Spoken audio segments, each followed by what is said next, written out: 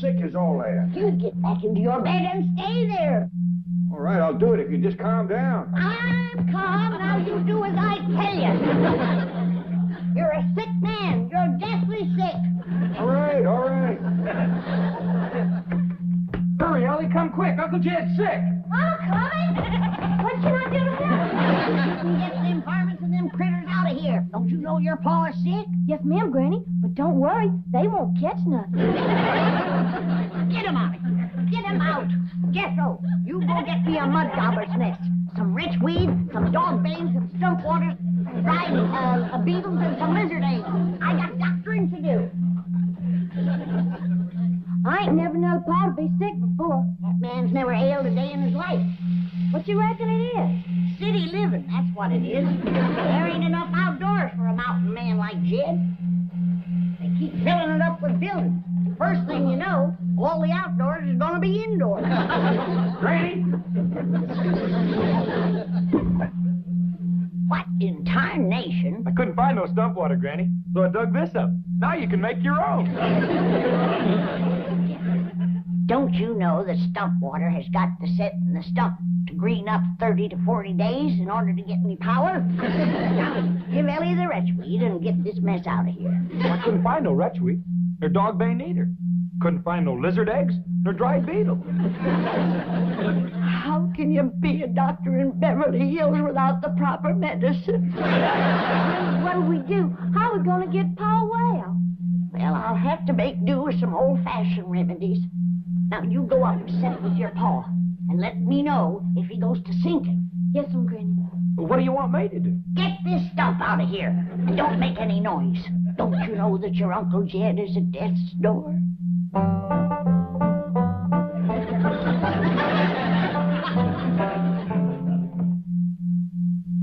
Bluey. Got him, Duke. Nice big fat honker flying south. Bluey. Got us another one. We gonna have goose and dumplings tonight. Pa? Just a minute, Ellie.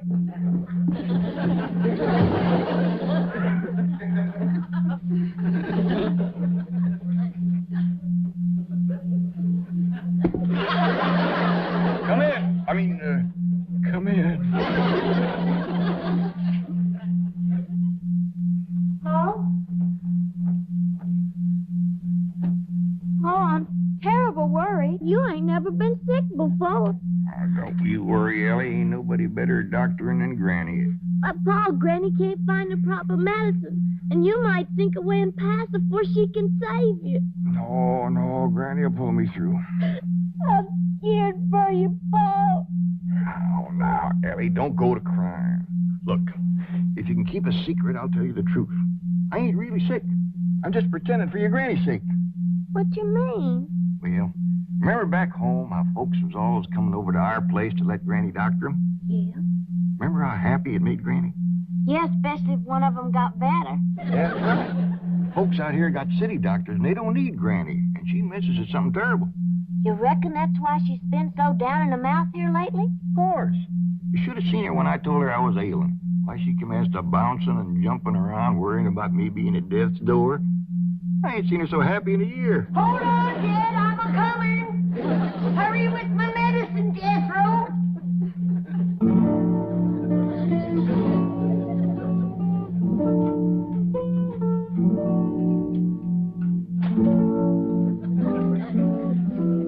Jed, I don't want to worry you, but you're an awful sick man.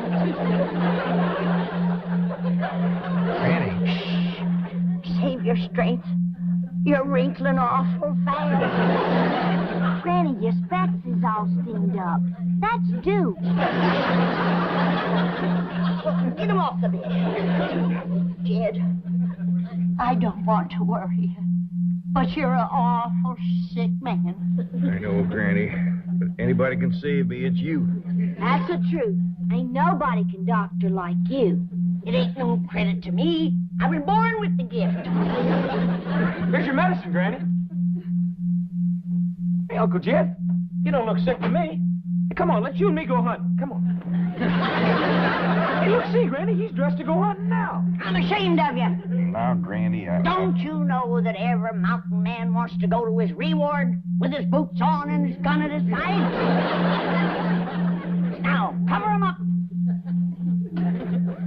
Not all the way. He ain't gone yet. I ain't gonna let you go, Jed. Thank you, Granny. Let's get busy. Jethro, get my medical tray and set it on the bed. Yes, Granny. Ellie Mae, shut the door and the windows. We gotta trap them city germs that's in here and commence to fighting them. Yes, Granny. Jethro, drop this in my boiling water and get my vapors to fusilating. This is a make-do remedy, Jed. Because Jethro couldn't get me any stump water, dog bane, or lizard eggs. What is it you're fixing to give me, Granny? Brand new, Jed. It's in the trying out stages.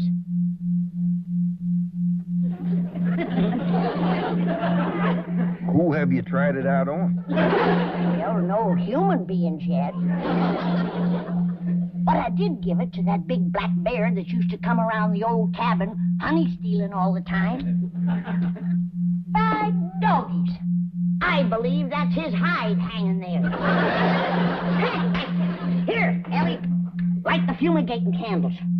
Jethro, start a fire and throw some of that skunk weed on it. I'll put them germs down with my putting down powder. Nothing can live through this, Jed. I believe you, Granny. Boy, Granny, you sure are giving them city germs what for. Betwixt the fusilating vapors, fumigating candles, and putting down powders, them germs just gotta give up. I'm gonna save that poor, sick, miserable, frail old man, or my name ain't Doctor. Granny! Granny! You get back to bed, you poor, sick, miserable, frail old man. Granny, I can't breathe. That's why I'm doctoring you, you darn fool.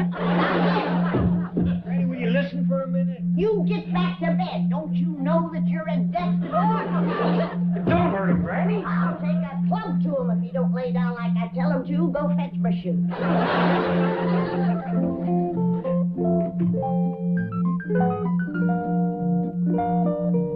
3, 4.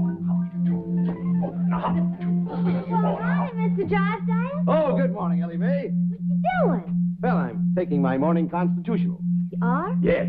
It's got me in the best shape since my army days. I feel that. And they say bankers are soft, eh? Well, you sure are nice and soft. Maybe by mountain standards, I'm no Tarzan. But I assure you, my Beverly Hills physician is going to be amazed when he examines me this morning. How come? Because of my condition. You know, every morning I walk all the way from my front door across your lawn and over to that bird bath. Why? Ain't you got no place to wash up? How's your father? Well, right now he's trying to get Granny cheered up. She's been missing the hills back home something awful. Oh, what's the matter? Is something wrong? Well, you see, back home, folks was always coming to Granny for doctoring. Nothing pleasures her like telling folks what ails them and what to do about it. Well, I'll do my bit. Granny, Mr. Drysdale wants to talk to you. Yes, Granny, I need your advice and your help. He's ailing, Granny, feeling right poorly. Stick out your tongue. It's them city germs. Yes, I agree. Now, can you help me? I'm probably the only one who can. Jethro, get him up to the sick room and see that he gets to bed right away. No, I don't have time for that. Just a little poultice or something I can take with me to the office. Get him up to bed, Jethro. No, really, it's not that serious. Besides, I have an examination at 10 o'clock. You get examined when I get around to you. Now get him up to bed, Jethro. And Yes, then you Granny. go find me some stump water. Wait, stop! I haven't got time for this. I've got to get down. You need patience. No stump water. It ain't easy being a doctor in Beverly Hills. Uh-huh. Yes. Fine. All right. Thank you, Mrs. Drysdale. I'll try there. She thinks he may have stopped at the Clampetts next door. You're going to be amazed when you examine the chief. I am. He's in splendid physical condition. Been walking every morning. To the bank. Now, it's the neighbor's bird bath. But it's a nice little jaunt. Well, I'm glad to hear it. Most bankers are soft as marshmallows. Till you try to borrow money from them. Oh, hello, Granny. Jane Hathaway here. Is Mr. Drysdale there? What? Sick in bed? At your house? Well, I'll send his doctor right over. What's that? I said he's already got the best doctor in Beverly Hills. Now, excuse me, I'm too busy to talk. She says he already has the best doctor in Beverly Hills. I'd better get over there right away. Best doctor in Beverly Hills? How can there be two of us? Pa? Me, Elly. Come in. Mr. Drysdale. What are you doing up here? A funny thing happened to me on my way to the bird bath. Granny be up here directly to give you some more medicine. No, not me. I'm getting out of here. Elly, leave the room. What did Jethro do with my clothes? I only give them to Granny to have them fumigated. Well, clothes or no clothes, I am leaving. You ain't got no chance of getting down them steps. Granny watches them like a hawk. Let's go take a look out the window. Oh, it's pretty far to jump. Well, maybe you can make her that limb of that tree yonder. Well, I'm in pretty good shape, but not that good. Shut that window! I just had these germs put down. Now you open the window and let them in again. Granny, Mr. Drysdale feels pretty good. I think maybe he's well. You get back to bed. Oh, no, he's right, Granny. I feel wonderful, perfectly marvelous. Of course you do. I've been doctoring you. Oh, and you're sensational. You know you've made me well. I had you well. Then you opened that window and breathed in some more germs. Oh, no, I didn't. Honest. I opened the window, but I didn't breathe. Oh, I swear it. I held my breath, didn't I, Mr. Clampett? Granny, I swear I ain't actually seen him take a breath in 5 or 10 minutes. Lung lock. That got him breathing, but he's still wheezing an awful lot. You get into bed. Get into bed. I've got to get to the back. You gotta get into bed. No, really, I can't. You know that your life is hanging by a thread. Get into bed. Turn fool and lie down. This calls for a different kind of medicine. I'm going down to the kitchen and whop it up. Neither one of you get a foot out of that bed, you hear me? You just lay there and listen to that music. And be glad it ain't harps you're hearing.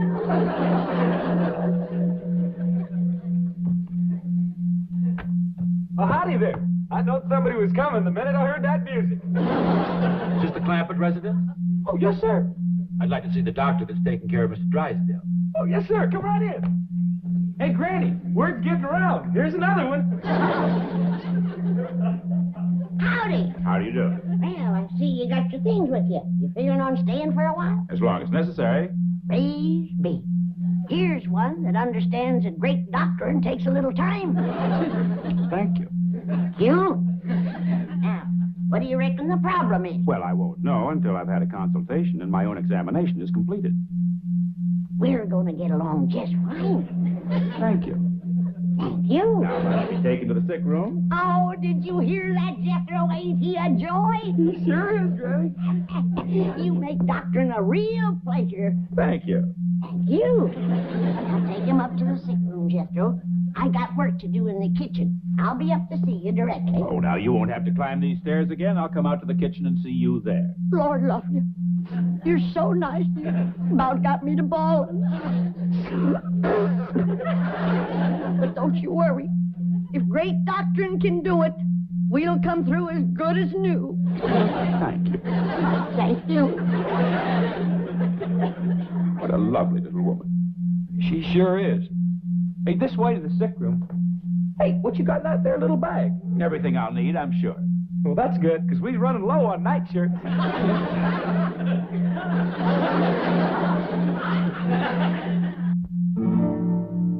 A cool room.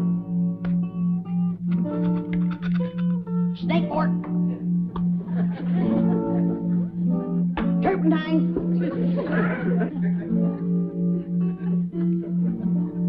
Pokeberries. Boom.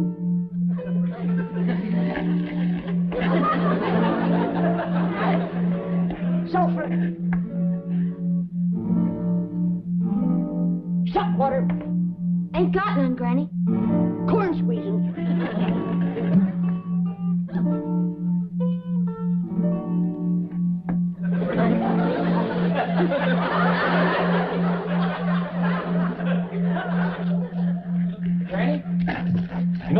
patient that was so nice?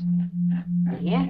Well, he weren't so nice when I asked him to take off his clothes. Why? What happened? Well, he commenced to bucking like a steer, kept yelling for the doctor. But I knowed you was busy, so I just put him to bed and locked the door. Jethro, let's hurry, Ellie. I gotta pull them 3 back from the brink of the grave. Lizard eggs.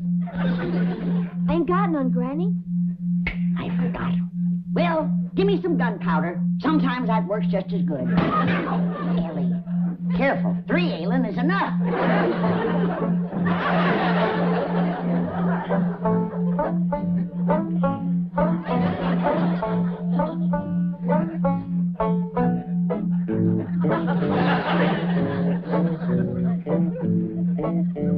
Either one of you fellers know any funny stories? Well, the good doctor there usually regales his patients with a few of the latest. How about it, Doc? All right. Have you heard the one about the busy doctor who made a house call? Was seized, forcibly undressed, and thrown into bed? No, what happened?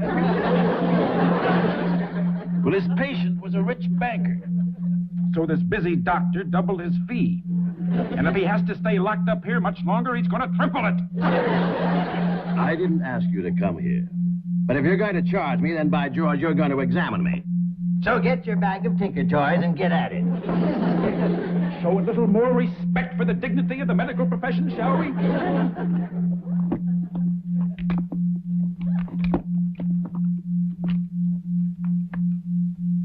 Hey, what's this, a rubber hammer? Yes. Well, I see where it'd be nice and quiet, but I don't see how you'd drive any nails with it. I don't use it for nails. Oh, good. What's that thing? This is a stethoscope. With it, I can listen to the patient's heart and lungs, like this. Ooh, that's cold. What'd you say? I say that's cold.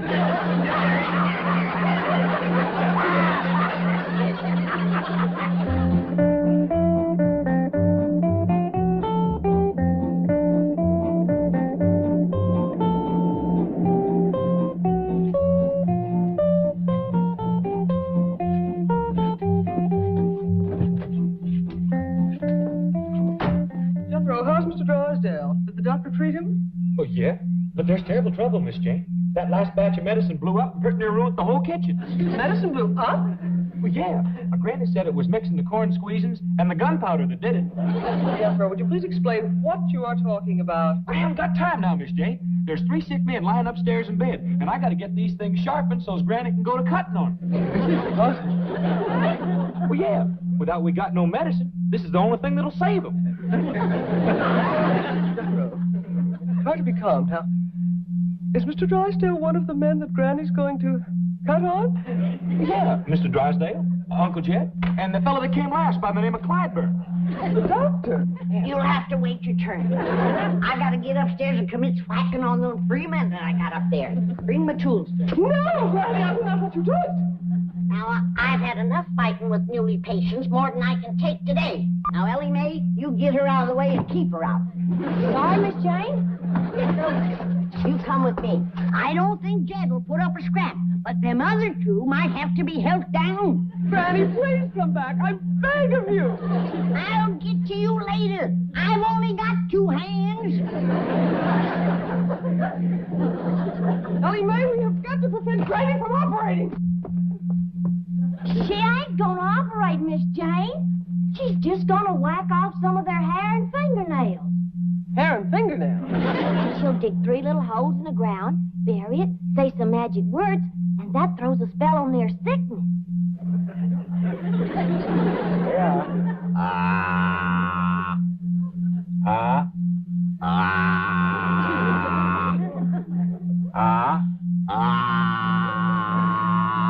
Say, Doctor, I bet you he could talk a heap better if you took that stick out of his mouth. Lock it, Jethro. Get back in bed. You heard her. Get back in bed. Get this junk off of the bed. I got doctoring to do. Now, look here. You heard her. Get that junk over there. Those are the finest medical instruments that money can buy. Thank you. Razor sharp, too. All right, Mr. Drysdale, I'll commence on you. No, just a minute. What What do you have in mind with that knife and those scissors? Well, I gotta cure you somehow. And without medicine, there's only one way left. Oh, no. Not me. Turn in, Jethro.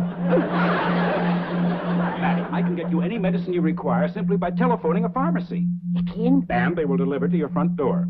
Oh, that's just dandy. I'd much rather use medicine.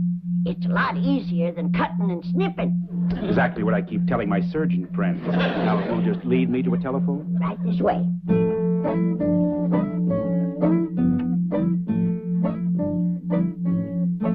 Child's Pharmacy? Petey? Yeah, it's me. And look, I'm going to put this lady on. She'll tell you all the medicine she needs. I want you to give her A1 service. Attaboy. Right. I'll go reassure Mr. Drysdale. He seemed a little panicked. Hello? You got a pencil to mark this down with? All right. Now I want a quart of good, raunchy stuff water. The kind that's been aged in the wood stuff. It's been sitting there from 30 to 40 days and it's nice and green. Wait a minute. That ain't all. I want a heaping cup full of lizard eggs, a double handful of dog bane, and a couple of dozen of dried beetles. And I want a mud dauber's nest. And I mean a big one. Don't send me over one of them little two-holers. Everything all right? Who wants to talk to you? Yeah, Petey.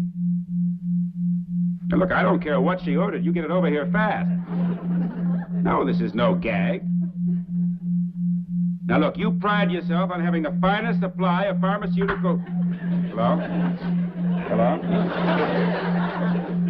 Yeah, well, I'll call another pharmacy. Oh, that won't do no good. You just can't buy proper medicine here in Beverly Hills. Jethro! Yeah, Granny? I'm gonna have to go to cutting and snipping on those 3 sick ones. Oh, not me. I'm getting out of here. Get him, Jethro. Ellie Mae! Yes'm, Granny. Dig me 3 deep holes out and back. Right away, Granny.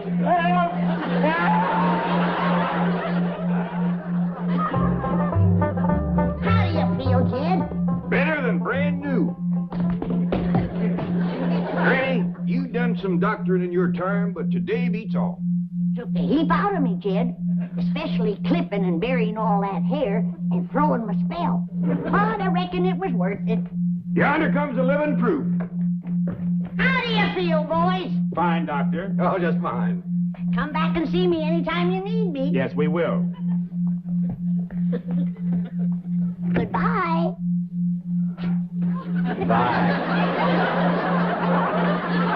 Bye. You did take considerable hair off them, Granny. Had to. Their nails were so short. Well, it's a small price to pay for good hair.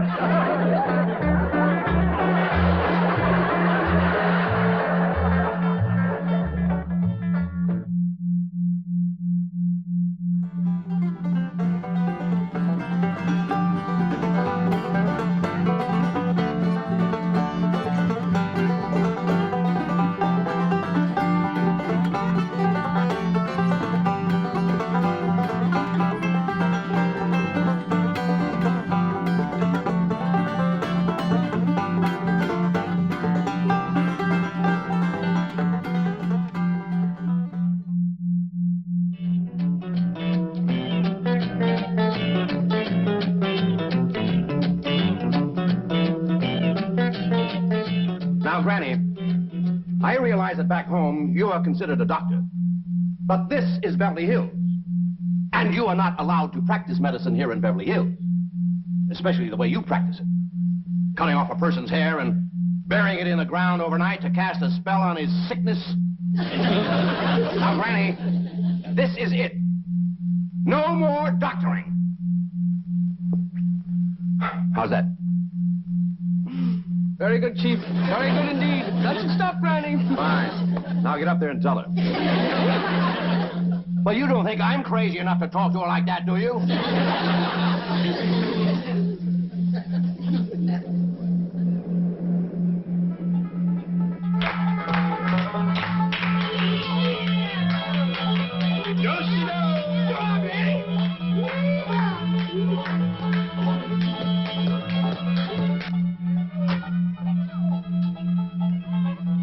square dance? At this hour of the morning?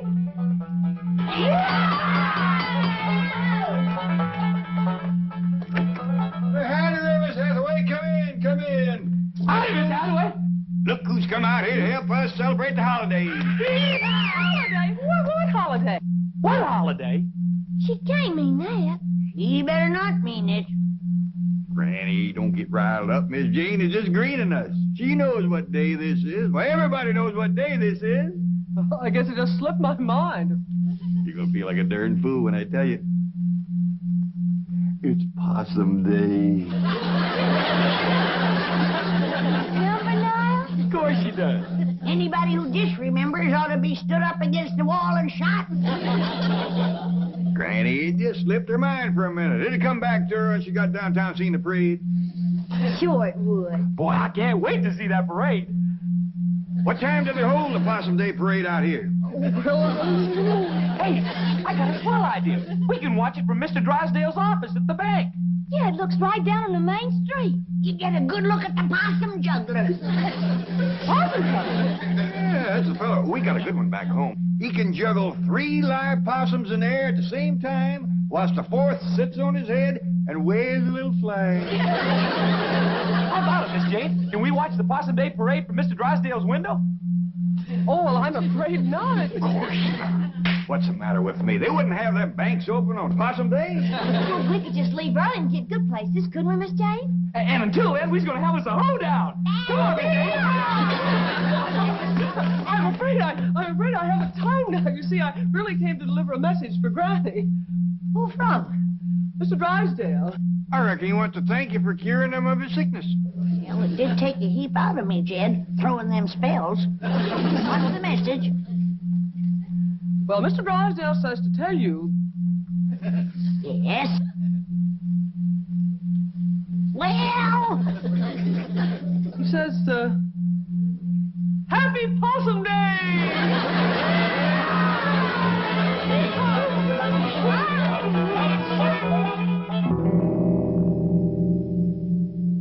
Roy, will you relax? What are you complaining about? She whacked off my hair, too, didn't she? But I am a doctor. Do you have any idea what I've been going through this morning? The lawnmower? Now remember your Hippocratic oath? I have a few oaths for you that Hippocrates never even heard of. If word gets out that my hair was snipped off, buried by a little hillbilly witch doctor to cast a spell on my sickness, do you think I'd have one patient left? Yes, I see what you mean. They'll all be going to her. Drysdale, I am going to the state medical board, and when they get through with that little woman, she won't be able to prescribe an aspirin for her own headache. Oh, Roy, will you relax? I've already taken care of that. You have? My exact words you heard this morning, this very morning, I said, Granny, this is it. No more doctoring. And what did she say? Well, I won't know till my secretary gets back. You sent your secretary to tell her that? Well, she's much more persuasive than I am. She knows how to handle them. So do I. Roy! Dr. Clyburn to you. Doctor, I appeal to you as a poor, helpless patient. You don't even appeal to me as a rich, helpless patient.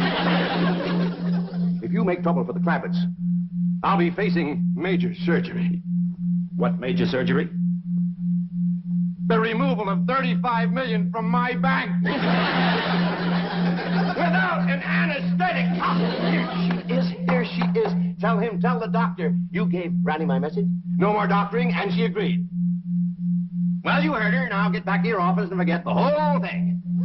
I want to hear exactly what you said to Granny, and what Granny said to you.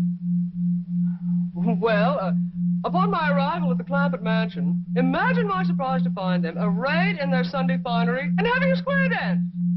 Look who's here to help us celebrate the holiday, exclaimed Mr. Clampett happily. What holiday? I inquired innocently. Possum Day, he replied earnestly. Well, you... Never mind the Tom Swift dialogue.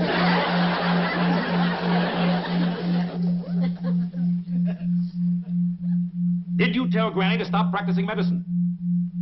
Well, not in those words, no. No, she said it in much stronger language. Tell me. And without the adverbs, please, I am a busy man. I still have a medical practice, as long as I keep my hat on. Now, what happened? Chief, are you going to allow him to treat me this way? No, I'll do it. Now what happened? Well, they kept asking if they could watch the Possum Day parade from your window here. That does it. Doc, listen. You listen. That little woman is a menace to the health of this community. She is going to celebrate Possum Day in the clink. Possum Day? Dr. Pfeiffer. Doc.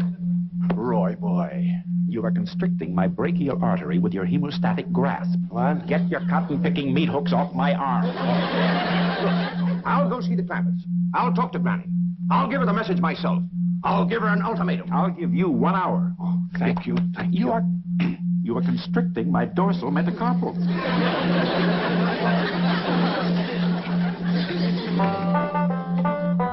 What all you got in here, Granny? Oh, just a few victuals to nibble at the parade. Any baked possum? Of course not. Don't you listen to him, Wendy. You know it's getting low to eat possum on Possum Day. Oh, I was only spoofing, Uncle Jed. You know, maybe we don't need this little ladder at all. Find a good place to park the truck and we could watch the whole parade right from the truck. I got a dandy place to park. Whereabouts, Jethro? Right smack dab in front of Mr. Drysdale's bank. Sure that's all right? Well, sure, Uncle Jed. A policeman, he gave me a ticket and said it was for parking there. Doggies, that was mighty friendly of you. I hope you thanked him properly. Sure did, Granny. Why, he said he was just giving me a $5 ticket this time, but next time he's going to give me a $10 ticket. Always remember that, Jethro. Folks appreciate politeness, especially in a young'un.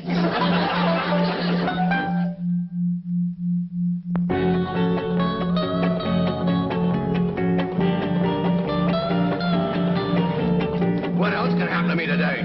Now, Chief, don't get so upset. Come on, faster, faster. Well, I reckon that's everything. Come on, let's get going.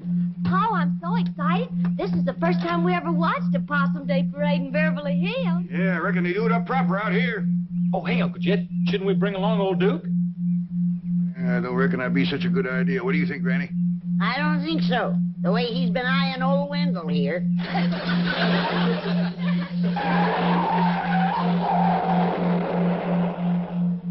It's Miss Jane and Mr. Drysdale. I reckon he's going to join us for the parade. Wait! Wait! Oh, thank goodness we caught you. Get in. Where are you going? We're gonna watch the Possum Day parade from your bank. Well, I'm afraid there's not... Granny, Mr. Drysdale has something very important to discuss with you. Well, can he wait till after the parade? Yeah, we don't want to miss the possum juggler. That's the best part of the parade. But there isn't going to be... I believe the medical crisis can't wait, not even for 1 hour. Oh, yes. Granny, may I speak to you alone? Oh, yes, you go on inside. I'll be right in.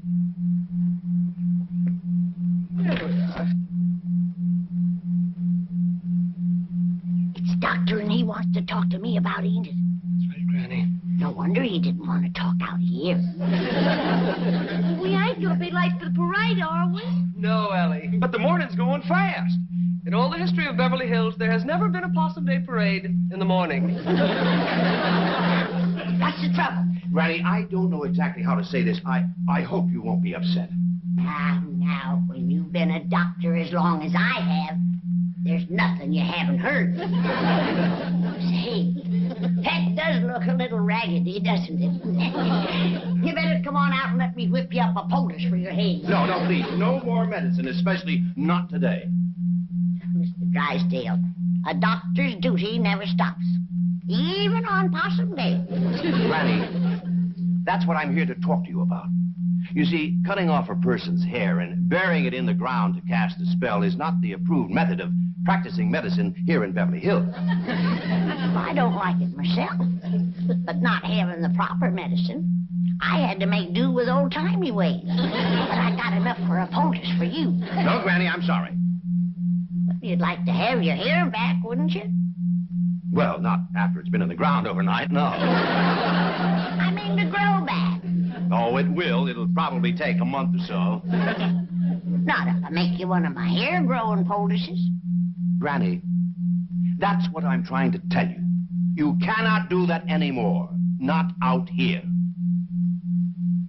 I can't, huh?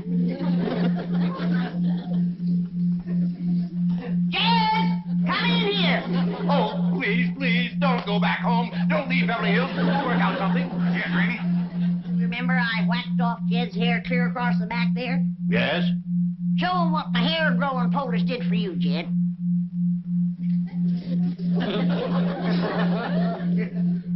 It's a mite ragged. It ain't been trimmed yet. Why, that's impossible. You can't grow hair like that overnight. Ow! It's real. It's actually growing right out of his scalp. That's what Granny's poultice does. It just draws the hair right up through your hind. Kept yours on a mite too long, didn't you, Jed? Yeah, Nora slept in it. It's a miracle. Come on. I'll whip you up one. Granny, how did you discover this hair-growing poultice? Oh, that goes way back to my great-great-great-granny. You see, in her day, they had considerable trouble with the Indians.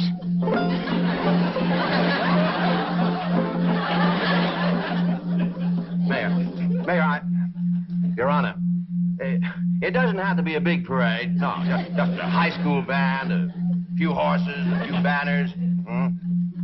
My secretary's looking for a possum juggler. He's a possum juggler. Yeah, he juggles 3 live possums with the same as... Hello? Is this the, Acme Theatrical Agency? Oh, fine. Well, we're looking for a possum juggler for a parade. You have a Clarence juggler. Not an actor. A possum juggler is one who juggles possums. Now, we would prefer one who can juggle at least 3 Hello?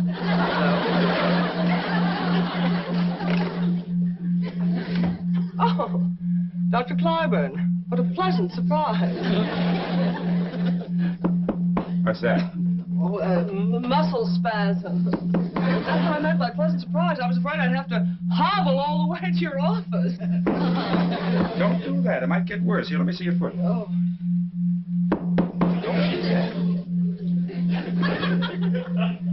But Dr. Clyburn, I assure you, Mr. Drysdale is not in.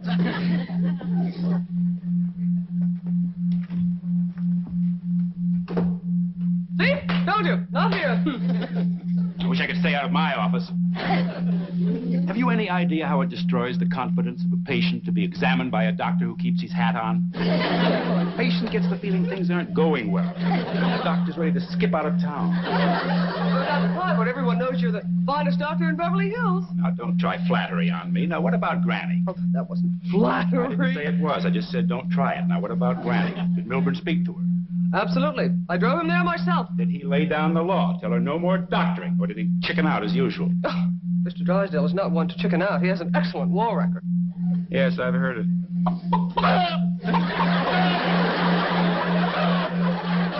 I resent that, Clyburn. I'll have you know I was decorated. Yes, and I see you're still wearing it. What is that? But, this. Well, my head was cold. I presume that's why you were hiding under the desk? As a matter of fact, it is. Now I'm busy. Get going. What about Granny? I took care of Granny. I want the truth. What shall I do, swear in my honor as a banker? No, I want the truth. You don't have to worry about Granny. Now go back to your own office. I'm busy. Well, I am running late. But if I hear as much as one rumor about Granny... Oh, howdy there. Hey, thanks both here, Granny. Ain't this a stroke of luck? First we find the bank open so we can watch the parade from the window, and now here's Mr. Clyburn. We're going to send your hair-growing poultice over by Miss Jane. Hair-growing poultice? Say, yours is coming along just fine. I made yours a mite looser because I didn't know just when you were going to use it. So you're still making medicine? I'm a doctor, ain't I? Better run along, Roy. Your patients are waiting. Oh, no. Oh, no. Oh, no. This is much more important.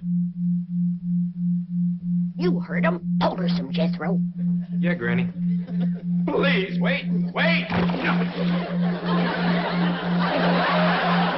fetch a towel or that man's gonna have an awful hairy forehead.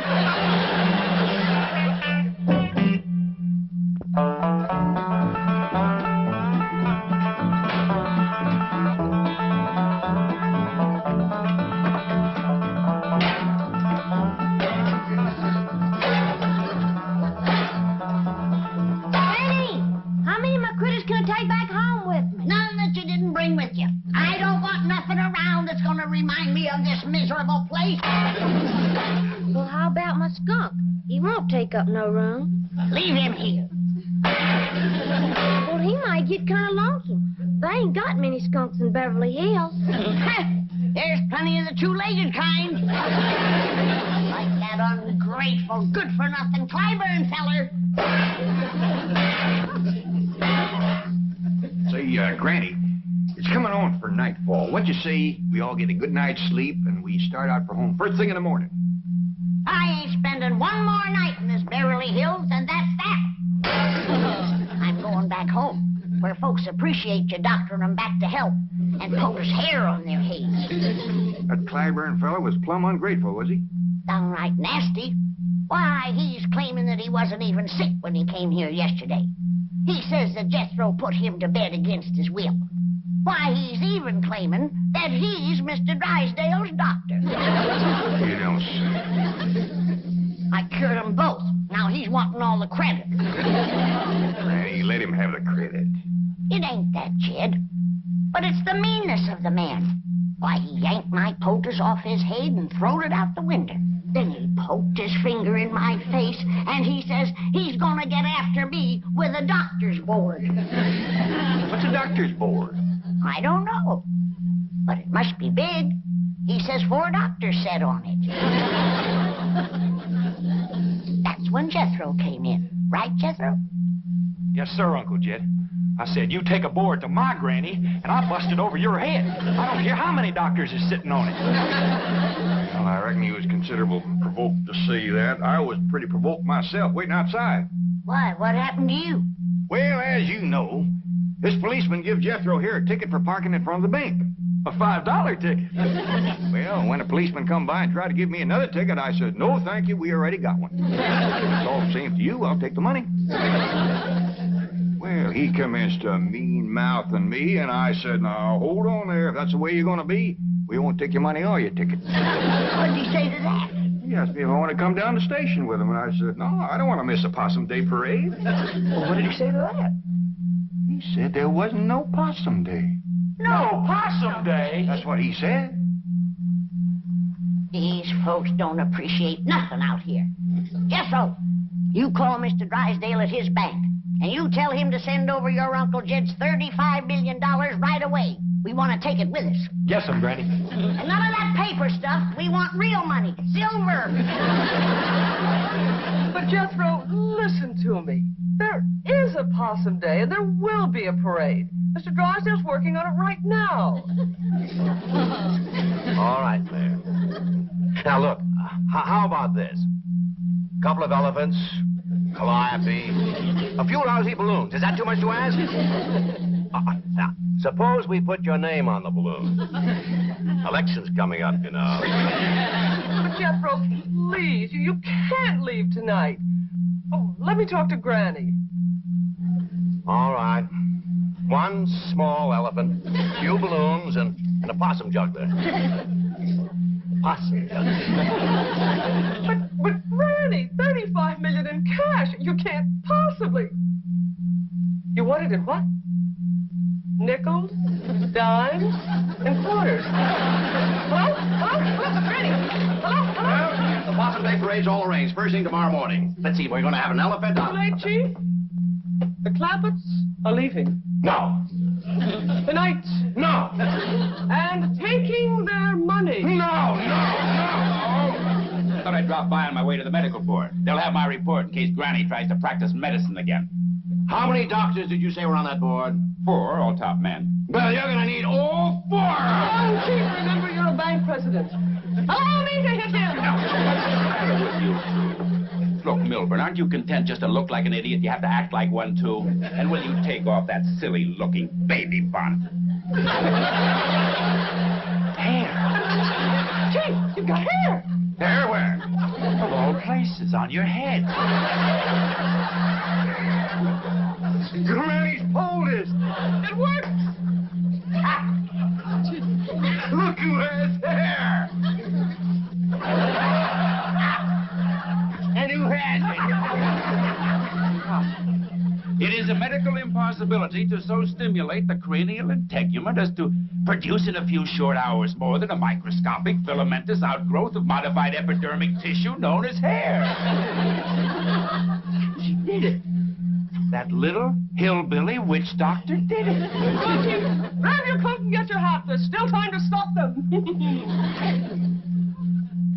8 years Harvard Medical School. 2 years internship, 20 years practice, 30 years of accumulated scientific knowledge. Right down the old tube. Now, wait, I'm going with you. I want a POTUS. I won't do it in that stack. Please, Granny, I need my hair. You can't refuse me. You're my doctor. Hey, Granny, guess what? They do have Possum Day out here. They just celebrate one day later than we do. Yeah, and they're going to have a parade tomorrow morning. And Mr. Drysdale and Miss Jane say we can all be in it. And them too. We might even let him in it. I played bass drum in the Harvard band. I was once a drum majorette. It would be a bit of a shame to have him march in the Possum Day parade looking like that. Yes, it would. All right. I'll make you a poultice and you can sleep in it tonight. Thank you.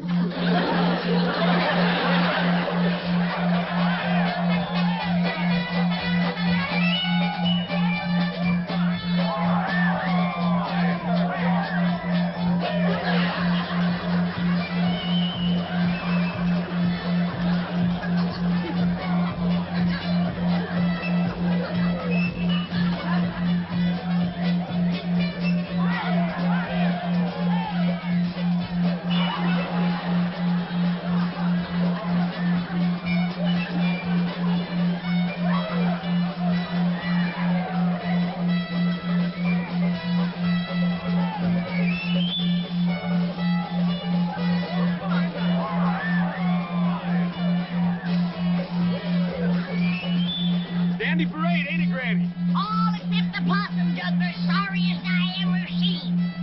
Well, she's doing the best she can.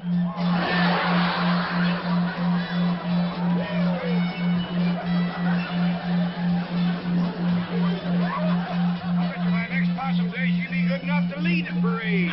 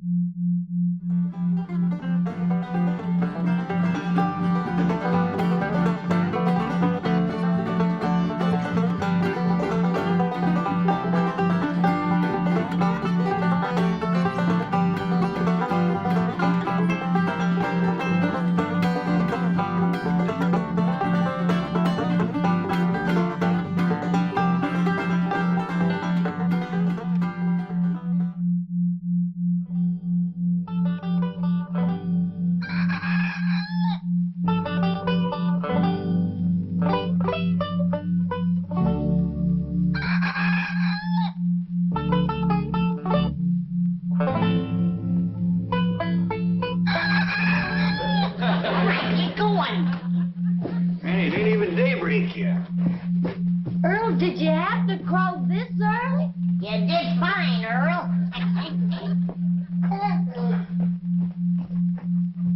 The early bird catches the worm. When we plow up that front yard out there, you're going to be up to your wishbone in them.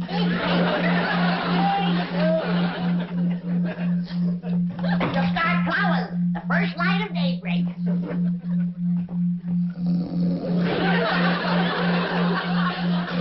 Shame on you. City living has made you soft and lazy. Now get to your feet before the whole morning is wasted. It's already past 4 o'clock. 4 o'clock's powerful early. No, not when you have the whole front yard to plow, and corn to plant, and taters, turnips, rutabagas, and onions, and oats, and barley, and watermelon. All right, Granny, all right. Now you get in the kitchen and get some breakfast on the table, and we'll be in directly. See that you do. Let's eat us a good big breakfast, Jethro, because you and me are going to be pulling that plow. Paul? No, Ellie, and I know you're strong and you're willing, but this here is Beverly Hills, and just wouldn't look right for a young, pretty girl to be pulling the plow. Paul? Oh, Ellie. Uncle Jed, what Elly's trying to tell you is that we went out last night and got a mule to pull that plow. You did? Well, yeah, like you were saying, this here is Beverly Hills, and we got to keep up appearances. Where is it? Well, it's tied to that big tree out back. Well, Jethro, you didn't look too happy there, so I bedded him down. Good girl, Elly.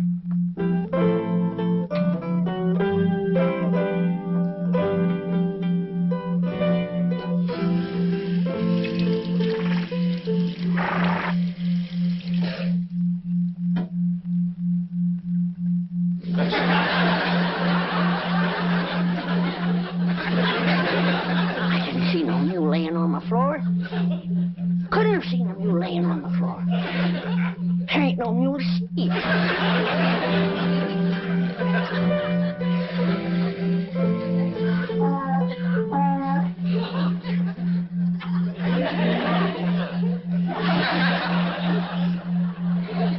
How's it going, Granny?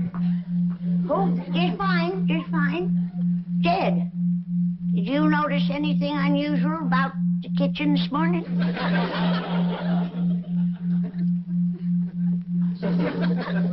Nope.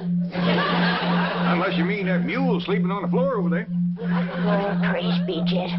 I thought I was having visions. Who brought him in here? You know as well as I do who's always bringing outdoor critters indoors. Well, see if you can get him back outdoors again.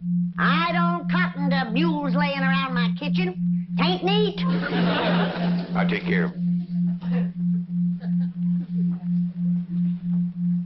Now then, young feller, if you'll just come along with me quietly. Don't rile him, Jed. I got kicked by a mule once. I want to tell you, it's smart. Granny, can I help you? You can help your pa get that mule out of here. You sure can. He won't move for me. Well, y'all just stay here and I'll talk to Nels. Nels? Come on, Nelson. If she could just talk to folks the way she talks to critters, we'd have us a politician in the family. Well, get that mule bed out of here and wash up for breakfast. All of you.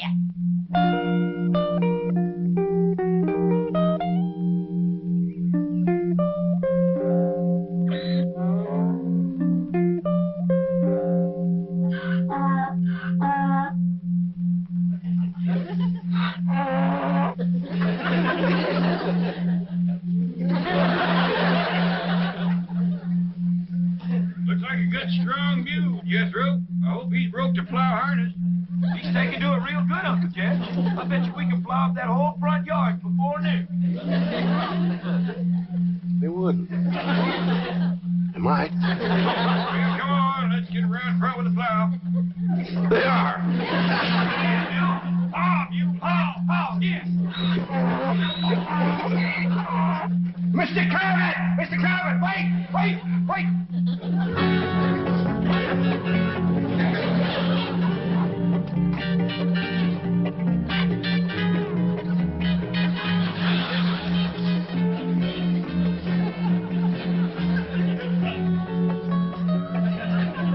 Oh, and Jethro's bringing the plow. Want me to stick the rest of these in the ground for you? Yes, Ellie. This being the dark of the moon, we'll plant the things that grow underground first. Like our taters and our turnips and our onions and our beets and our radishes. Then comes the light of the moon, and we'll plant our corn and our beans and our tomatoes. Gee, Granny, you know more about farming than anybody. Look yonder. The sun's full up and we ain't plowed one furrow. What will folks think of us around here? I reckon folks ain't out of bed yet. Folks around here sleep a mite later than they did back home. I reckon so, Ellie. You know what I miss most, Ellie? What, Granny? Well, back home when we'd commenced a plowing and a planting and a harvesting and a barn raising, or any kind of a big job, neighbors would all come by to see if they can help you. Folks don't do that out here in Beverly Hills. They don't seem willing to help you like the folks back home. What is, Granny? Look who's a-coming on the run.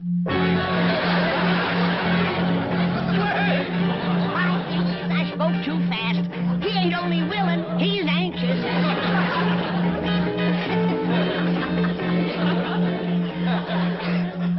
Oh, howdy, Mr. Drysdale. Is them your work clothes? So, Ellie, and just because you're such a nice neighbor, I'm going to let you plow the first furrow. But unless you've got got tough feet. You better put on some shoes. Granny. Please. He is anxious. I'll go see what's holding up the men folks with the plow. It ain't no use, Uncle Jed. This here mule's done made up his mind. He gonna sit for a spell. Yeah, knowing mules like I do, we might as well sit for a spell, too.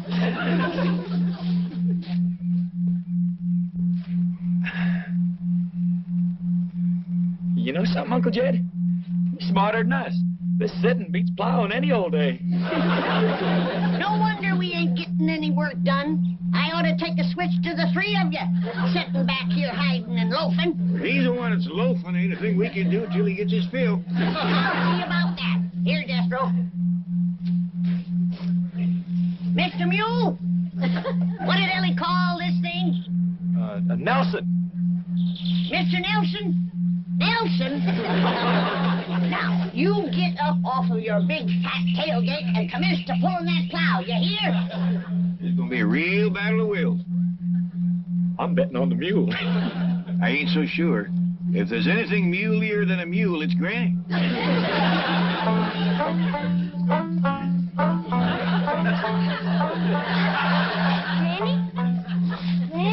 Elly, maybe you busted the spell. Another minute might have had that fella buffaloed. What's the trouble, Elly? Mr. Drysdale said if we go to plowing up that front yard, a whole neighborhood will come storming over. Well, that's dandy. We got enough work for all of them. Well, I think you better have a talk to him, Granny. Sure is stirred up. All right, but you get that mule on his feet. Nelson balking again, is he? That's a fact.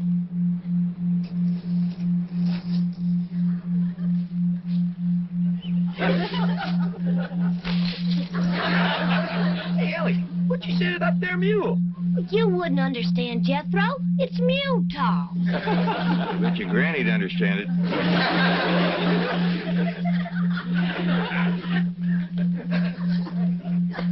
Hold on there. What are you doing? Granny, you can't grow things like turnips and onions here in front of the house. That's turnip and onion soil if I ever tasted it. You can't grow anything. There's a zoning ordinance here. Now you tell me. I already swallowed it. Bless you. Thank you. Granny, you don't Bless you again. You better get some shoes on your feet. Hi, Mr. Drysdale. Hey, Elly got the mule up, Granny. And Uncle Jed will be here with the plow directly. Bless you. I've got to get home and get some clothes on or I'll catch pneumonia. Promise me you won't do anything until I get back. I've waited as long as I'm going to wait. Jethro, you take him in the house and put some shoes on him and some dry clothes. Okay, Granny. Come on, Mr. Drysdale. No! Hey, you better never say no to Granny unless your hide wants tanning.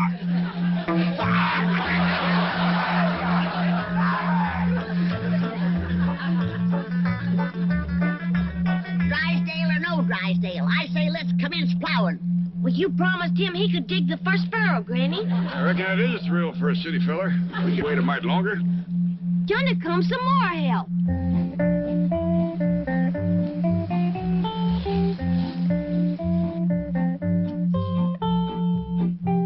What in the name of Secretary Freeman are you doing? Fixing to plow and plant. What does it look like we're doing? That's what it looks like you're doing. Oh, thank goodness I got here in time. You city folks are willing, but you sure don't know how to dress for plowing. Does Mr. Drysdale know about this? Oh, yeah, we was waiting for him to plow the first furrow. And we ain't gonna wait much longer. Granny, yonder he comes. Don't start it! Don't start! Don't start it! Don't start!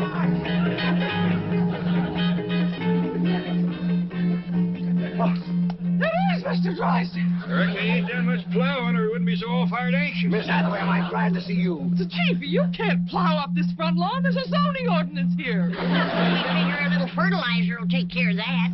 Have you taken leave? Oh, shut up! I have no intention of plowing up this lawn, nor have allowing the clappers to do it. What did you say? Now, Granny, Mr. Clappett, let's all go into the kitchen, sit down, have a nice cup of coffee, and talk things over, eh? That's a city farmer for you.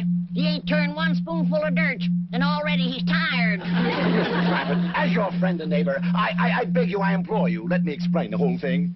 Well, while you two are jawing, I'll be plowing. Ellie Mae, pull up them markers. I'm going to start to work.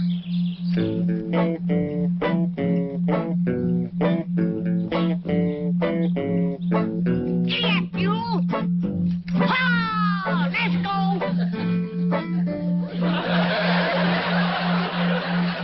Here he goes again. Ellie Mae, get that Beverly Hills jackass on his feet.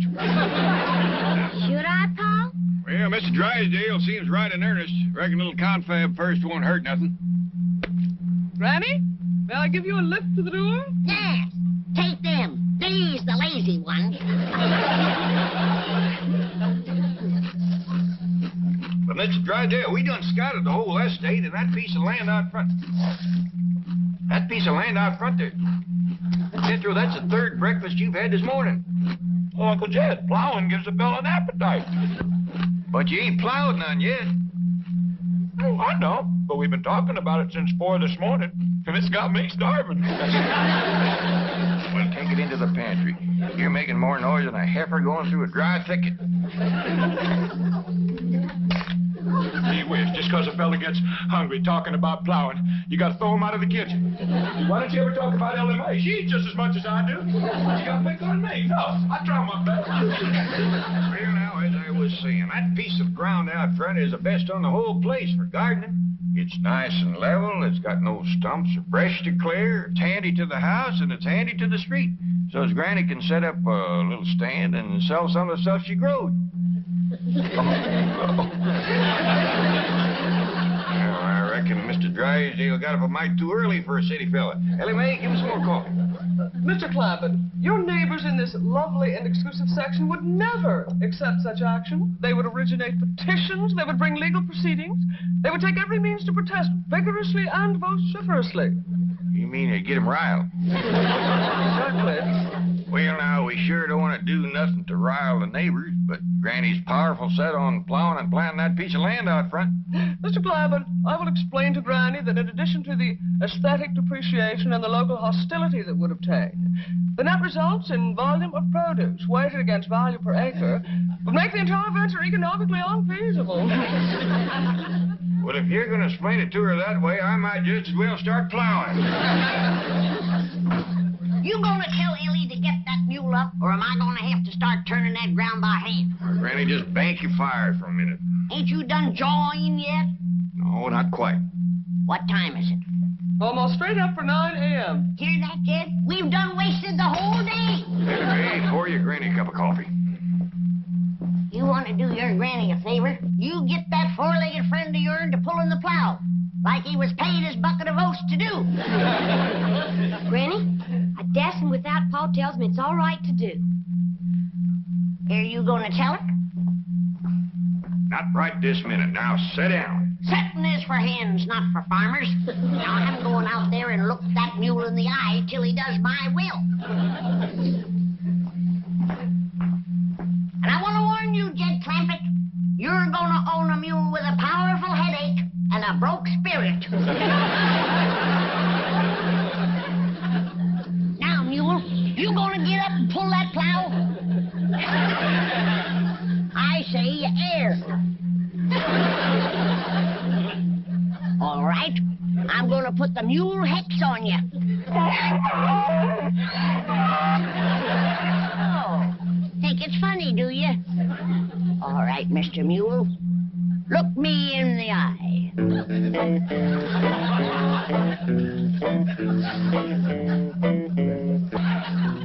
I hope your field trip idea works. That little woman out there is harder to convince than a bank examiner. Don't worry, Chief. I shall carry the message to Garcia, or in this case, to Granny. Well, I'll change clothes and get down to the bank. Lots of luck. Now then, shall we put Granny in the front seat with me? Well, I kind of favor the back seat twixt Jethro and me. I figure maybe we got the best chance of holding her in the car. Yeah, Granny ain't gonna take this sitting still. That's a fact. Well, I got her hat and a reticule. Granny won't go no place without she totes a reticule. How far is it to the place we's going, Miss Jane? Oh, it's about an hour's drive from here. That's gonna take considerable holding. Sure is, because right out there is two of the stubbornest critters that ever faced off.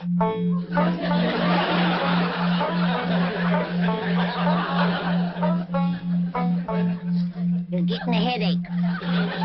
You're getting a headache.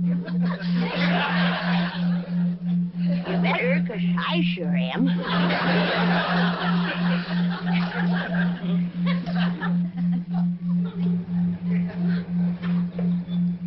Come on, Granny, we's all going for a ride. Well, if that don't take the roof off in the barn, loafing isn't bad enough. Now it's joyriding on plowing day. It ain't exactly joyriding, Granny. We got something to show you. Indeed we have, Granny. This will be a ride you'll never forget. That's for sure, because there ain't going to be no ride to remember. The pleasure is considerable if you come, Granny. Miss Jean's going to show us all about gardening and crop raising.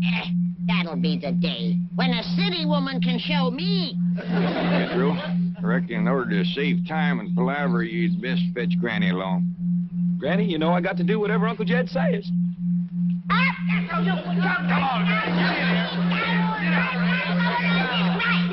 You have yourself a good time till we get home. There's lots of food and water, and you can go for a swim in the cement pond if you want to.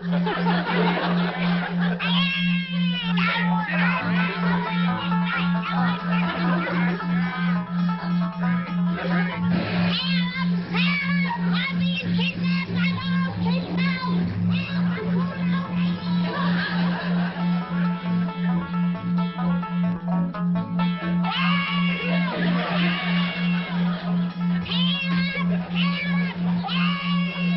Granny, quieten down. Not me. If I'm going white. Quiet down. Look out yonder, Granny. Ain't that something? Now do you see why we brought you here? Sure I do. You want to drown me in one of them ditches.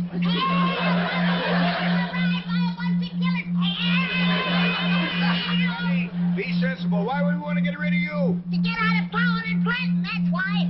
I'm the only one that hasn't been spoiled rotten by city living.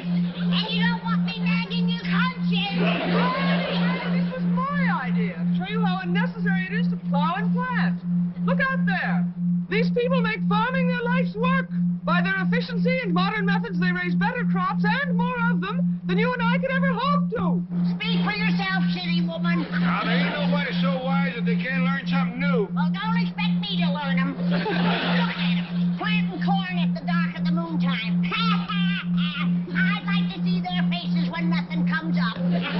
Granny, the modern farmer is so efficient that each one feeds 28 people. Now, you hear that, Granny? You don't want to put men out of work with families that big.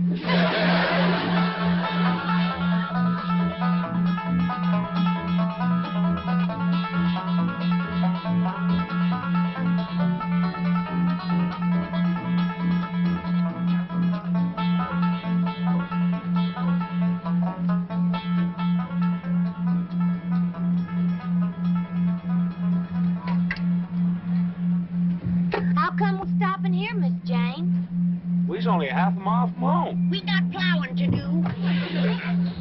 Granny, ain't you convinced yet? Precisely why I stopped you, Mr. Clampett. I have something else to show Granny, and I think you'll find it very rewarding. What's that mean? Look at me. You're going to get a reward. In that case, get out of my way.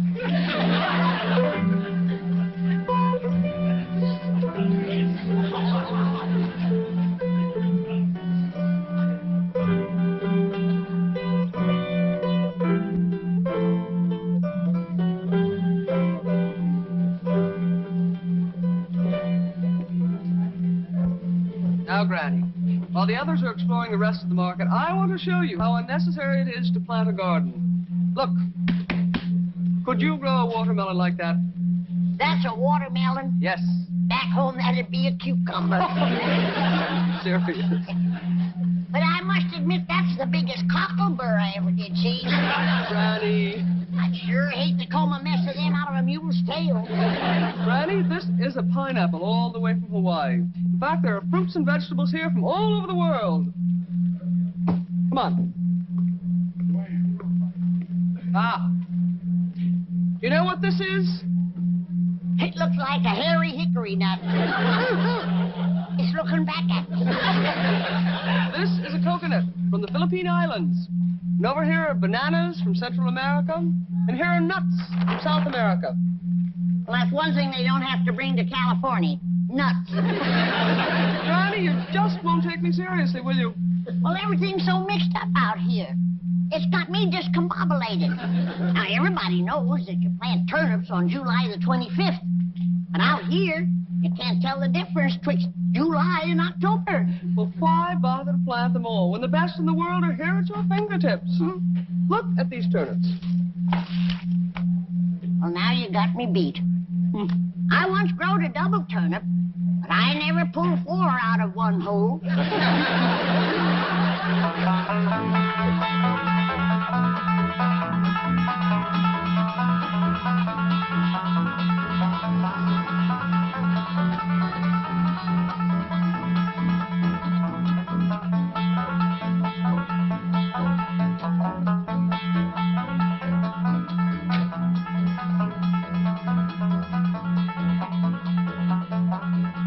How'd you like the trip? I liked it fine. Wasn't that supermarket an eye-opener? Best fiddle store I ever did see. Wonderful. Now let's get busy and start plowing. But, Granny, I thought you done give up the idea of growing your own victuals. I did, till I went through that thing they call the checkout stand where you pay for what you got. Well, I went through one of them. I thought it was pretty fair. Well, by dingies, when I can't buy a sack of victuals for $5,000, then I'm going to start growing my own. $5,000? Cold cash, my life savings. I handed that girl $5,000 and she handed it back to me. Said it wouldn't buy nothing.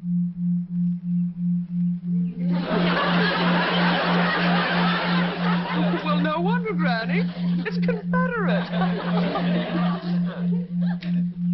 So am I.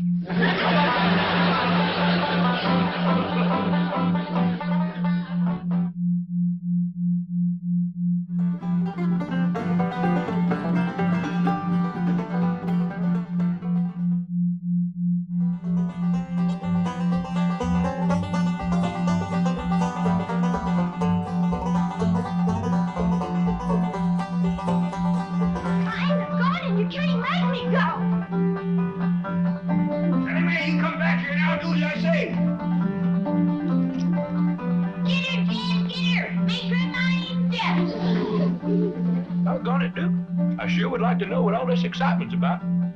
Wish I was done eating.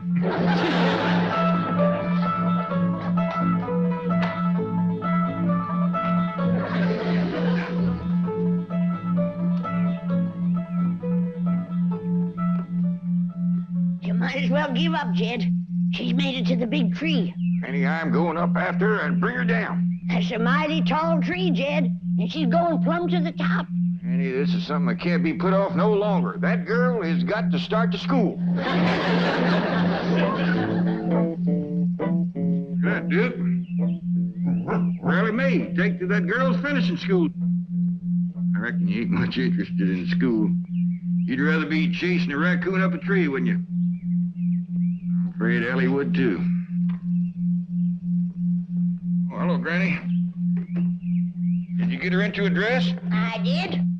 Got her hair up in braids, too. I kind of favor Elly Mae's hair hanging down nice and loose and pretty.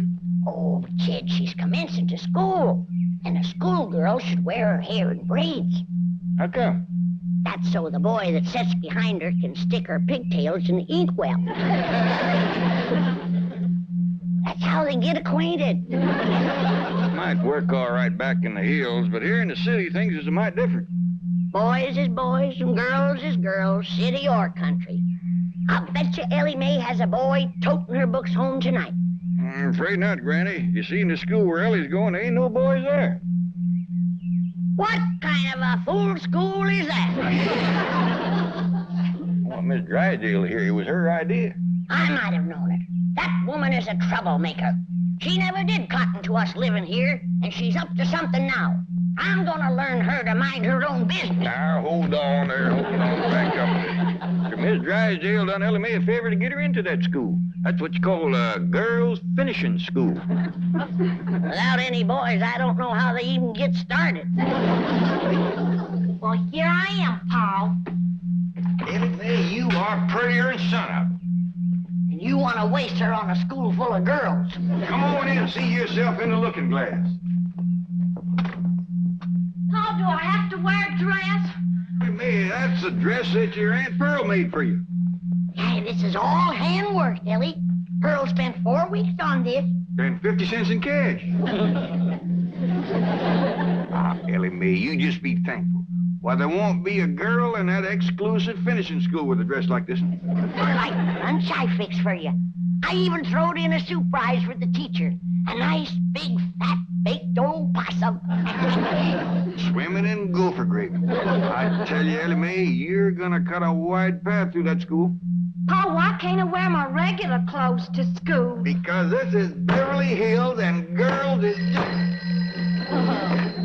Jed Clampett speaking. Oh, howdy there, Miss Drysdale. Well, yeah, she's just about ready to go now, but she's wanting to wear her old pants and shirt, and I told her that... It is? Well, that sure is going to pleasure Elly. Well, thank you, Miss Drysdale. Bye.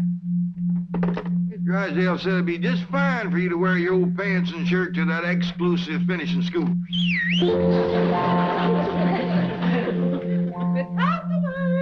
Oh, wait a minute, Chief. Your wife is here. Yes, I know you want to... Hello? Hello, hello? Hello, hello to you. Any news from Milburn? Oh, yes, he'll be in Friday. Oh, good. I rather imagine the Clampetts will have moved away by then. Moved away? What have you done, Mrs. Drysdale? Only what you and Milburn have been urging me to do. Be helpful. I recommended a school to Mr. Clampett for his daughter, Elly May. Oh, well, that was very nice. What school? One befitting the daughter of a Beverly Hills multi-millionaire. Our most exclusive, private, finishing school. Not the Willows. Where else? You and Milburn keep reminding me that under her blue jeans and faded shirt, Elly May is as good as anyone. She is, but those girls at the Willows are insufferable snobs. They'll cut her to ribbons. Well, don't blame me if she finds herself beyond her social and intellectual depth. I've been saying from the first that the Clampetts didn't belong. I've tried to spare them this humiliation. You are all heart. They must be on their way to the Willows. After the reception they get there, I rather imagine they'll be on their way to the hills or the caves or wherever it is they came from. Mrs. Drysdale, this may cost me my position here, but there is something I must say. You are a fink. This is the way we go to school, finishing school. This is the way we go to school with a possum for the teacher.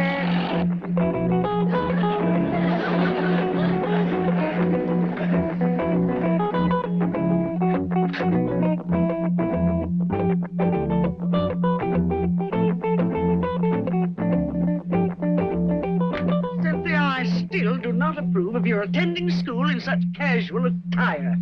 None of the other girls are wearing slacks and sweatshirts. Oh, Mama, relax. The other girls look to me to set the pace. Tomorrow, everyone will be wearing mink sweatshirts. And then, of course, I shall switch to chinchilla.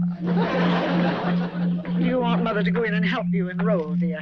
Oh, no, darling. I'm taking the same subjects as last year. Golf, fencing, tennis, riding, history, and water skiing. Do try to stick with it this time, Cynthia. You're becoming a finishing school dropout.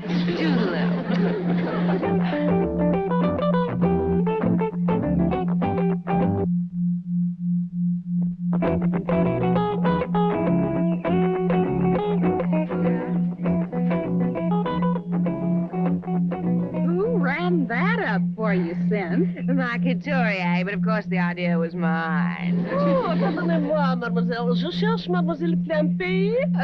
Oh, well, I'm afraid my French is a little rusty. I am from Couture, the famous Parisian fashion magazine. Well, this is my own concept.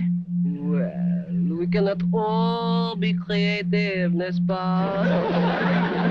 Oh, but getting back to Mademoiselle Clempin, we understand she is unrolling here today, and naturally, she would set a new style trend just as she always does.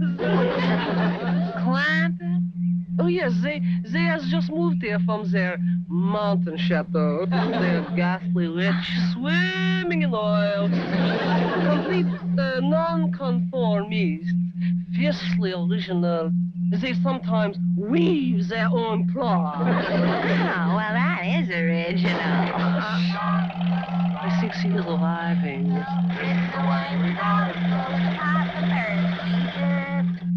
In that old trunk? That must be part of the overall motif. She spares no expense to create total effect. Well, there you are, Ellie. You want us to go in with you, see you get a good desk? I'll be all right, Pop. I see Miss Jane up yonder by the porch. I bet you Miss Drysdale sent her over to see Ellie feels at home. She's just wearing blue jeans and a shirt and a rope for a bell. How basic, how understated, how zen. She looks like a hillbilly. Voila! You have given this new vogue a name. It will sweep Paris like wildfire. I'll get my sketch pad. Here's your possum, Ellie. And remember, when you give it to the teacher, don't slop no hot gopher gravy on her. I won't, Granny. Bye-bye, Ellie. Bye, Ellie. Bye, Ellie. Bye. Learn your cipher, and Ellie. Be a good girl. Bye. Cynthia, she's carrying a bucket. Yes. It's the ultimate simplicity in purses. Next week, Jackie Kennedy will have one. Here she comes now. I do hope she will remember me. It would be such a thrill. Well, hi there, Miss Jane. Sure is good to see you here. She remembers me. Oh, Mademoiselle Flampé. C'est ravissant. C'est aussi grand honneur. Gosh, you might, I can't figure a word you're saying. That's what I call total effect. She has even mastered the accent. S'il vous plaît? Vous êtes formidable. She's your daughter, Jed. And I ain't one for telling you how to raise her or where to send her to school. Unless, of course, you wish to ask me.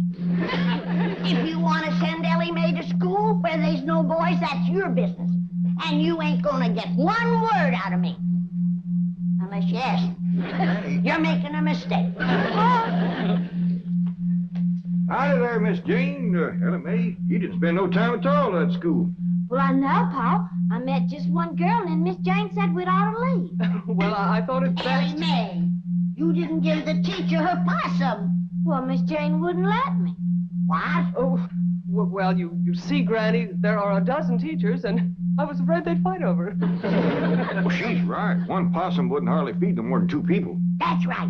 I'll get busy, and tomorrow I'll bake you 6 possums. Miss Jane said I hadn't ought to go back tomorrow. Why not? Well, You mean Ellie Mae ain't good enough for them other girls? Oh, it's not that. Let's hear the truth now. Well, if you want the truth, they are not good enough for her. Ellie Mae, don't you listen to that kind of talk. Miss Jane, we don't hold with some folks thinking they's better than others. Mr. Clampett, not everyone feels that way. Anyone can get a spiteful spell now and then. Yeah, now you take Miss Drysdale. For a time there, she was treating us like we was polecats at a picnic. Yesterday, she turned real nice, and she told me about that school for Ellie to go to. I can see this is going to take time, and I must get back to the office now. Don't let Ellie Mae have anything more to do with those girls at the Willows. I declare, I never thought Miss Jane would put on airs. Me neither. Ellie Mae, I hope them girls over to the school didn't get the feeling that you held yourself above them. I hope not, too, Pa. Why don't you invite the whole kit and caboodle of them over here for a possum supper? Hey, I just met one girl, Cynthia Fenwick. Well, invite Cynthia and her whole family. I'll do it, Pa.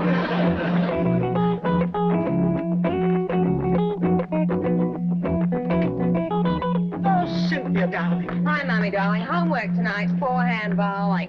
Cynthia's the most ghastly ghastly person has been phoning for you today. Mommy, I don't even know any ghastly person. Precisely what I said. I said, see here, Miss Clampett, you ghastly person. Clampett? Elly Mae Clampett has been calling me? Yes, and she had the cheek to invite us to her home. I suspect a kidnap plot. She has the strangest accent. Mommy, the Clampetts are the avant-garde social leaders of the season.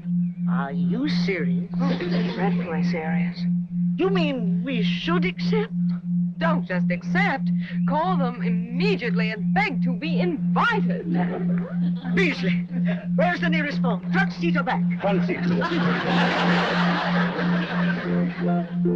I tell you, Granny, I never talked to nobody so pitiful anxious to come for victuals as them Fenwicks. He must have fell on hard times, Jed. You know, it turns out she's a widow woman. Oh, Elly Mae, Miss Fenwick called back, and she's coming for supper, her and Cynthia. Oh, good, Paul. Cynthia sure looked like she could use some victuals. Powerful skinny girl. I told you, Jed, they fell on hard times. That's a fact. Cynthia was wearing the oldest-looking clothes I ever did see. She was? Had on the first she must have outrode 15 years ago. It barely come to her middle. And her pants had been worn till his plumb shine. Her ma's in worse shape than she is. That poor old widder ain't got nothing to wear. You don't say. Well, it must have shamed her something terrible to have to say it, but right on the telephone she asked me, did she have to dress for dinner?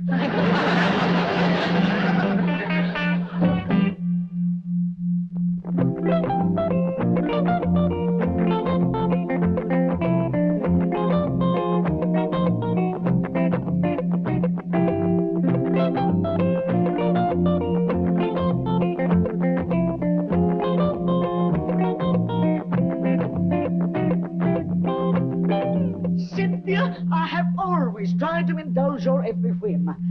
I've been a very generous and I've been a very understanding mother. But I refuse to go to dinner in blue jeans. Oh, Mommy. Either we go dressed in the height of fashion or I shall hold my breath until I turn purple.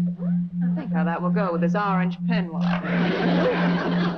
But dear, they're not showing blue jeans, not in Vogue, not in Harper's, and every couturier we've called has hung up on us. Now, how can they be fashionable? Because Elly Mae Clampett has decreed it. Think of it, Mommy. We can wear them before Princess Grace and Jackie Kennedy. Ooh. Are they going to be at the Clampetts dinner? No, Mommy. Neither will we unless I can find some blue jeans. I best call Elly Mae and explain why we're running late. Well, sure, Cynthia. You and your ma just take your time. That's all right. Bye. Paul, you sure was right about them folks being hard up. They's gonna be late because they can't find clothes to wear. Elly Mae, you're thinking about the same thing I am. Take them some of mine. I'd have done in a way that don't rob them of their pride. Jethro, I want you to drive Elly Mae. She's going over to Fenwick's to take him some clothes. Oh, yes, sir. Oh, they can have some of mine, too. Mine, too? That's the spirit. Come on, Jethro.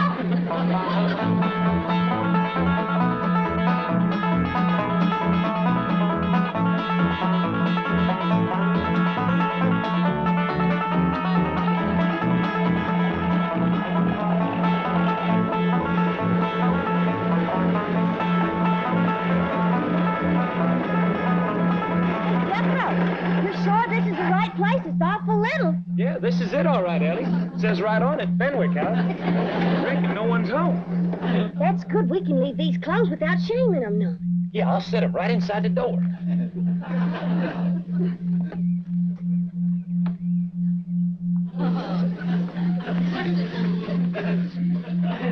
Look at Ellie. Just one teensy little room. And a stick of furniture in it. Hey, and look. He's trying to grow a little garden right here in this box. No wonder poor Cynthia's so thin. There ain't enough in there to feed a baby rabbit. Cynthia! Perhaps we could buy blue jeans, already made, at what do they call it, a clothing store. Oh, Mama. You needn't be crude about it. Who's buzzing? Yes, Jason. Mommy, are you expecting a call? There seems to be someone at the gatehouse. No, dear. No, Jason. Mummy, the gatehouse, the gardeners sometimes leave work clothes there. Surely you're not suggesting that... This is an emergency. I shall dash right down to the gatehouse and have a look. Jason, have the car brought around immediately. It would have broke your heart to see where they live. Their whole house ain't no bigger than a chicken coop. They don't even have a place to roost. Not one stick of furniture. No fiddles except some little old greens that's trying to grow in a box. Pitiful, just pitiful. You know, I always wondered why the Lord give us so much, but I reckon this is the reason. He wanted us to share with poor, needy folks like the widow Fenwick and her young'un. Now, Elly Mae's brought them some clothes. Granny is going to give them some food. What they need now is furnishings for that poor little house of theirs. Now, quick, let's load up the truck before they get here. Granny and Elly, you get some dishes and some eating tools. Jethro and me, you'll find us some furniture. I want you young'uns to learn something now that I hope will abide with you for the rest of your days. The greatest joy of living is a joy that comes from giving.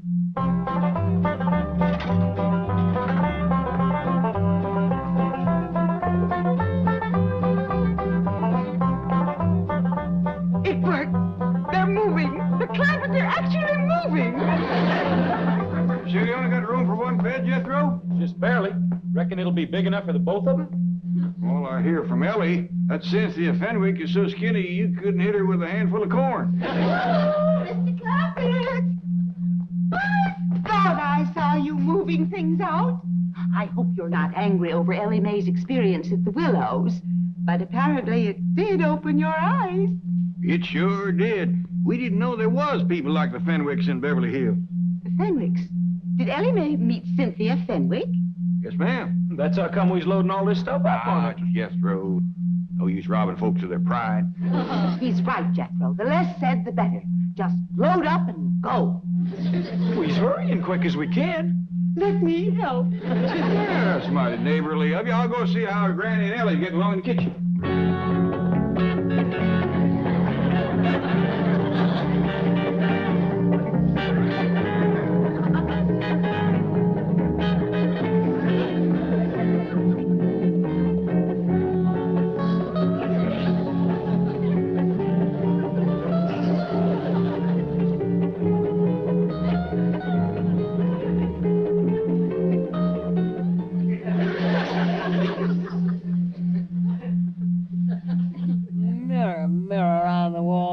The most understated and zen of all. You, Cynthia Fenwick, you little darling.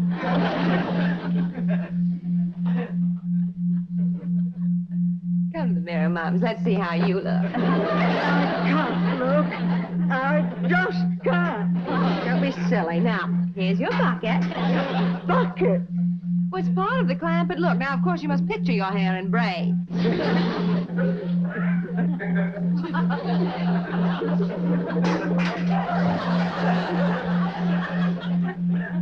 Really? Jason, come quickly. Bring some cold champagne to pour over Mummy. It doesn't matter. Any vintage year will do.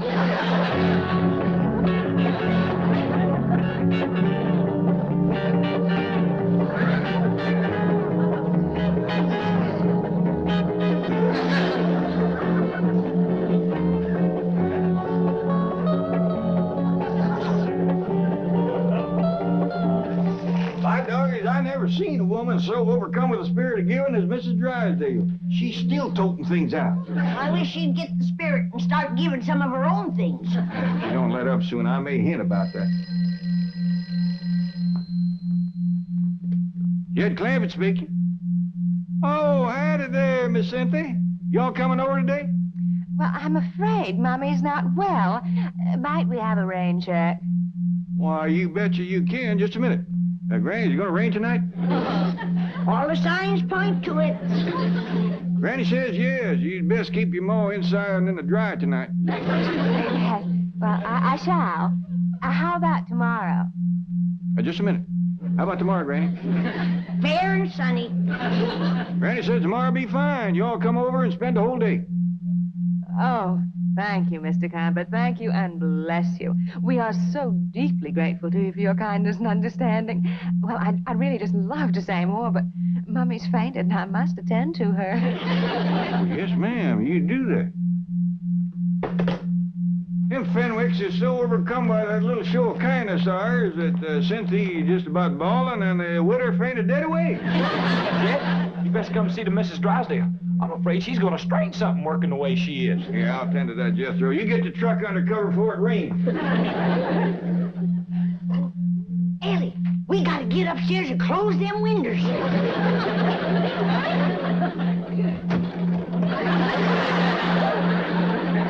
Whoa, Miss Drysdale, hold on there, hold on. Tomorrow's another day. You will continue moving tomorrow, you promise? We'll spend the whole day just making the Fenwicks happy. And me. I'll come here early to help. Well, why don't you just rest up tomorrow? You must be all tuckered out. No. I shall be here early.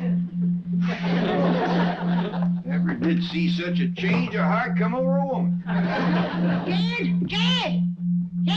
Oh, Granny, let's have victuals early so we can all get to sleep early. Tomorrow's a big day. Ain't none of us gonna get to sleep early tonight, Jed Clampett. Why not?